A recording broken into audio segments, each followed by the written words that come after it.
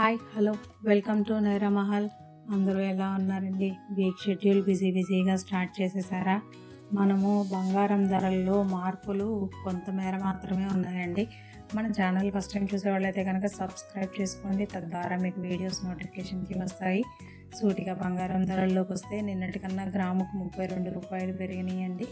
బంగారం ధరలు క్లుప్తంగా చూసేద్దాము. 24 క్యారెట్ల బంగారం 8 గ్రాముల ధర 1,27,504 రూపాయలు.